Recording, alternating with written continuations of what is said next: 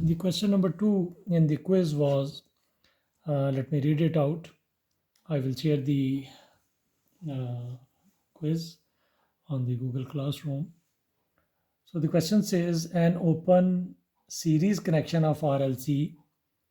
So there was a series connection of R, L, and C, and they are open, is closed by connecting to a voltage source when a switch is closed at t is equal to 0. So there is a switch in the circuit, there is a voltage source, and this closes this whole open circuit R, L, and C. The switch closes at t is equal to 0 and connects a voltage source VST, which is given as 10 cos of 2t volts, and R is 5 ohms, L is 0.25 henries, and C is 0.125 farad.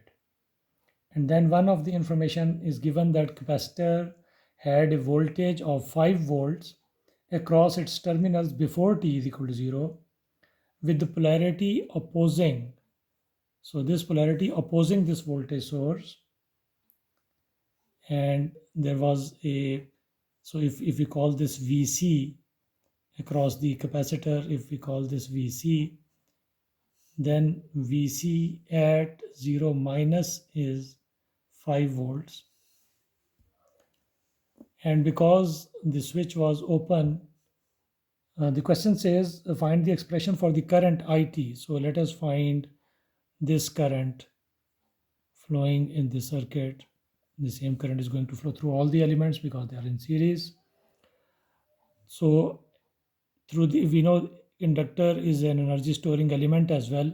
So the same IT current will flow into it, and the value of I at 0 minus would be 0. Why? Because the switch is open, no current flowing in the circuit, but this voltage is withheld because there is no current flowing in it. The energy stored on the capacitor is preserved, it remains there. And now, based on the knowledge of the circuits, linear circuits, we know that this will be the initial value of the current when the switch has been closed. Why? Because inductor opposes sudden change in current. So this current will not suddenly change right after the switch is closed. So the initial value of this current is 0. So we get one initial condition, and the other initial condition that we would desire is the value of the derivative of I at t is equal to 0 plus. For that we need, is there any formula that you remember which contains di by dt? Yes, if you remember, then the voltage across an inductor is equal to L into di of the current that flows through the inductor. So this gives this thing that di by dt is V over L, VL over L. So let us take this VL across the inductor in this polarity. So there is no room to mark it, but let me mark it. So now we need to find the value of VL at 0 plus after the switch has been closed. So once the switch has been closed, just at that moment at t is equal to 0 plus, the switch has just been closed. So the voltage source have kicked into the circuit, and guess what will be the value of the voltage at t is equal to 0 right after the switch has been closed. So cos of 0 is 1, so this will be a 10 volt voltage source right at that instant. We are talking of an instant, not of a period. So cosine basically has not started functioning yet. There would be a resistor. No current flowing in the inductor means the inductor would be behaving as an open circuit, and the capacitor carrying a voltage for 5 volt across it, and at this open terminal, this is the value of VL at 0 plus. So and across this R there will be no voltage drop. Why? No, there is no current in the circuit. This is open, no voltage drop here. So if we write KVL, if we use KVL, minus 10 plus VL at 0 plus 5 is equal to 0 gives VL at 0 plus is equal to minus 5 goes to the other side and we get 5 volt. So basically this thing is equal to 5 over 0.25, which is 20. So we get the other initial condition. So I at 0 is 0, but the derivative of I at 0 is 20. So with this, let us form a second order differential equation using KVL in this loop. So we get minus 10 cos of 2t plus 5I plus 0.25 di by dt plus 1 over 0.125 integral from minus infinity to t of I equal to 0. Now let us take the derivative throughout of this equation. We get derivative of this thing would be 20 sine of 2t plus 5 the derivative of I plus 0.25 the second derivative of I plus 1 over 1 by 8 is 8 I is equal to 0. Derivative of the integral is cancelled. So let us write it in a better way. So the second derivative of I plus the first derivative term of I, and I am writing coefficient 1 here. So 5 divided by 0.25 is going to be 20 plus 8 divided by 0.25 is going to be 32. 32I is equal to this term goes onto that side minus 20. So 20 divided by 0.25 would be 80. So 80 sine of 2t. This is the differential equation with initial value of I is 0 and the initial value of the derivative of I is 20. So this whole problem is just to solve this.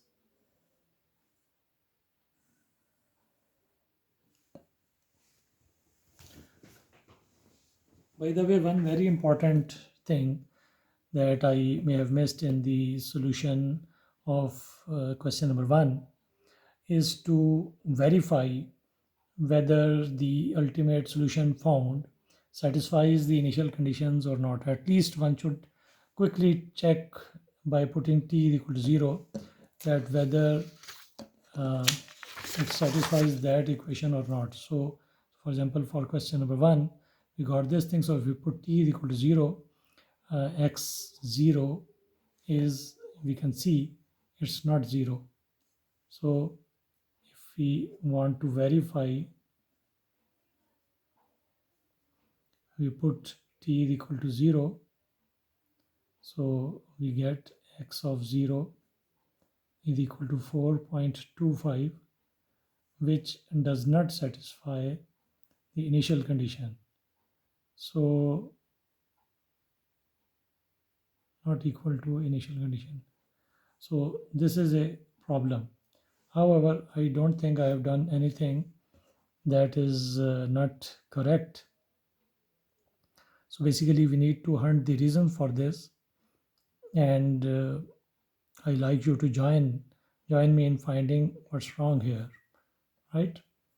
We will inshallah solve this and see where we have erred, where what mistake we have done, or there is no mistake, and maybe um, but this cannot be, the initial conditions must be fulfilled.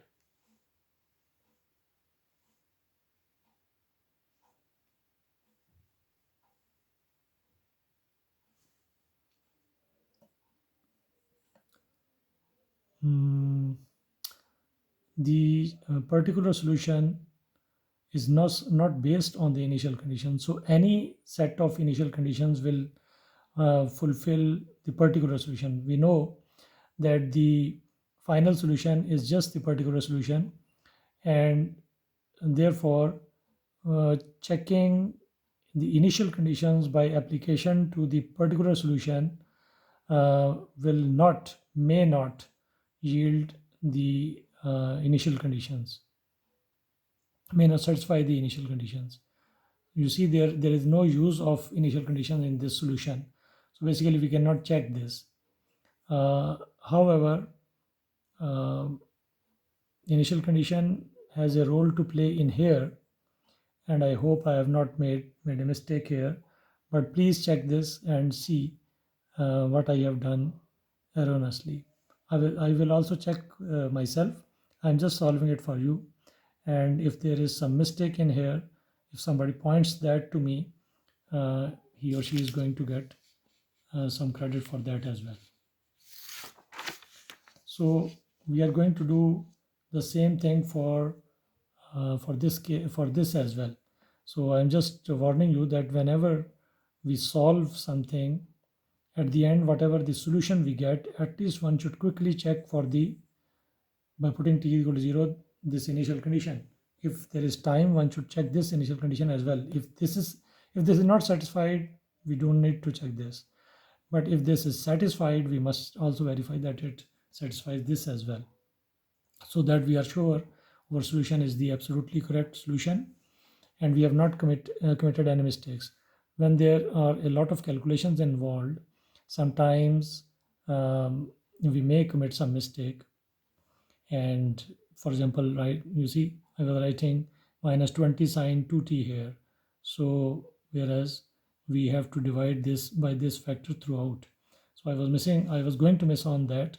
And when you commit such mistakes, it's very common for anyone to commit such mistakes. Although I tend to ignore such mistakes, but and the methodology is important. But still, when one is doing a verification of something and one has time, one should always check it. So let us now begin solution once again. So this is a second order differential equation with constant coefficients and inhomogeneous term, and it's of sine cosine nature. So we have a definitive way of solving it. So we have the second derivative of I. Let me just use capital I because I has a dot on it, and I want to use this dot notation. So I don't want to commit a mistake by mixing dots. Plus 32 I is equal to 0. So once again, by trying I is equal to e raised to the power rt, we are going to get r square plus 20r plus 32 equal to 0. And by applying the quadratic formula, we can come up with minus 20 plus minus square root of 400 minus 2, 4ac, 4 into 32, 430, 120, 128 over 2. So we are going to get minus 10 plus minus 272. Let me use the calculator for this. Divided by 2. We are going to get 8.25. So these are two values, minus 10 minus 8.25 minus 18.25. and minus 10 plus this thing, which is minus 1.75. So these are two real and distinct values. So therefore, we are going to say that the solution I t would be equal to of this form C1 e raised to the power 1 of them minus 1.75 t plus C2 e raised to the power minus 18.25 t. And if we put t is equal to 0, we get the initial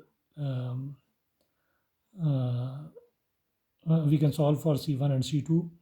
So I of 0 is 0. So we get e raised to the power 0, 1, e raised to the power 0, 1, C1 plus C2 is equal to 0, or C1 is equal to minus C2. So whatever the value of one is, the value of the other is the negative of it. And when we take the derivative of this thing and then put t is equal to 0, we are going to get 20 is equal to minus 1.75 C1 minus 18.25 C2. So if we solve both of them simultaneously, I think my ballpoint is also ending. So if I put C1 is equal to minus C2, we get 20 is equal to 1.75 C2 minus 18.25 C2. We get C2 is equal to 20 over minus 16.5, and that is calculator, that is equal to minus, because of this minus sign, 1.212. So we know C1 is the negative of this, which is 1.212, and so the particular solution would be the homogeneous solution would be IHT is equal to 1.212, C1 is the positive one, e raised to the power minus 1.75 t minus 1.212 e raised to the power minus 18.25 t. This is the particular solution. And now we need to find the homogeneous solution. And for the particular solution, we take this equation I dot dot plus 20I dot plus 32I is equal to minus 80 sine 2t. So let us convert this to a complex second order differential equation where z is a complex number. Z is a complex variable. Z double dot plus 20 z dot plus 32 z is equal to minus 80, and we convert this thing into e raised to the power iota 2t. So using Euler's identity, e raised to the power iota 2t is equal to cos of 2t plus iota sine of 2t. So you see the imaginary term of this thing is what this is. So therefore we know that it is the imaginary term of i's are the imaginary term, imaginary part of this complex variable z. So with this equation, let us solve this one. This is one way of solving a second order differential equation for a particular solution. when the inhomogeneous term is of sine or cosine or sine cosine type. So let's try z is equal to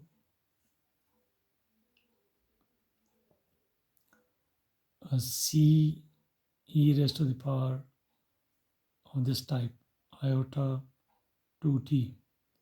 Now we know that if this is a solution, this is the particular solution, then if this is a solution, if we can put it in it and it must satisfy. So the second derivative of this thing is going to get iota 2 into iota 2 into c iota square 4c, which is minus 4c plus 20 and iota 2c plus 32c is equal to minus 80. E raised power iota 2t will be there in each term and it will cancel out. So what do we get? C would be equal to minus 80, and this is 32c, this is minus 4c, so we have 28c, and c gets common, so we get 28 the real part and plus 40 iota. So if we solve this, I have made a calculator for my own self for my sake,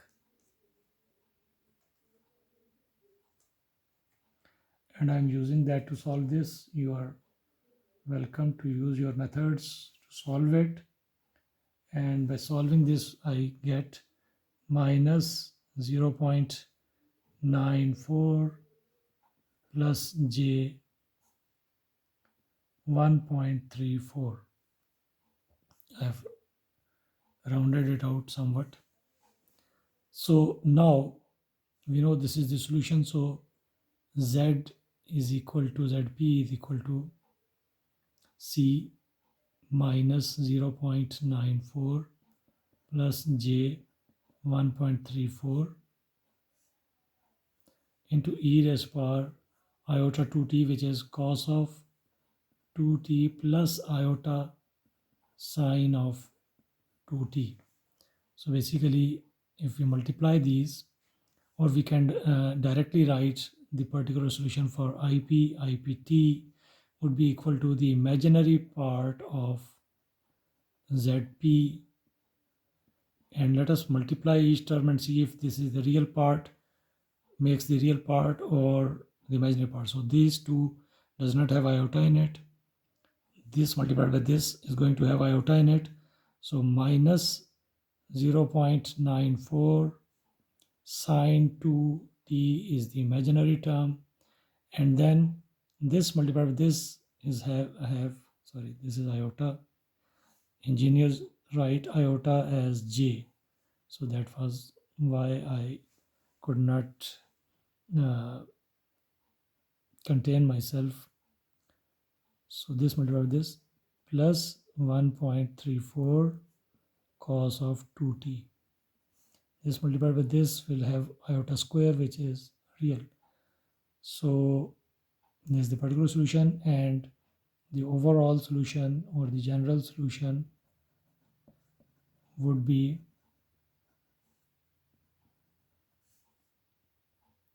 I now choose to write the small I. So the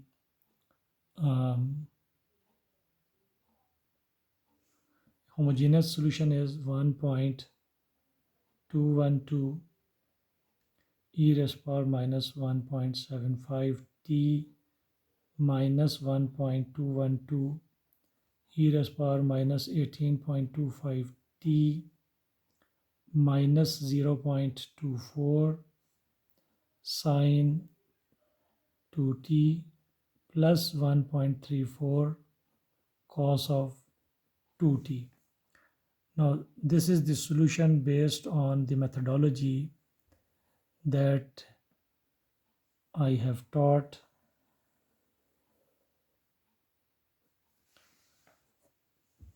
and it's very important, and interesting to note that if we put t is equal to 0 to verify, we get I0 to be equal to 1.212 minus 1.212 minus 0.94 into 0. We have 1 here, and plus 1.34 into 1. Cos of 0 is 1. And 1.212 minus 1.212 is 0. This is 0. So we get equal to 1.34, which does not satisfy initial condition. And this is very interesting. I believe that I have not committed any mistake in all this solution. Once again, if someone can point out a mistake in here, I would be glad, and I would like to extend some bonus marks for that person. So we have a solution based on whatever the literature says and text says, and we have done exactly the same thing as I have been taught myself, but the answer is not satisfying the initial conditions we started with. So this is immaterial. Whether we have done this part correctly or incorrectly is of no value. Why? Because we are only concerned with solving this differential equation with these conditions. So solving these with these conditions based on the formula, based on the methodology, we know we cannot satisfy the initial condition, and that there is something very alarming here.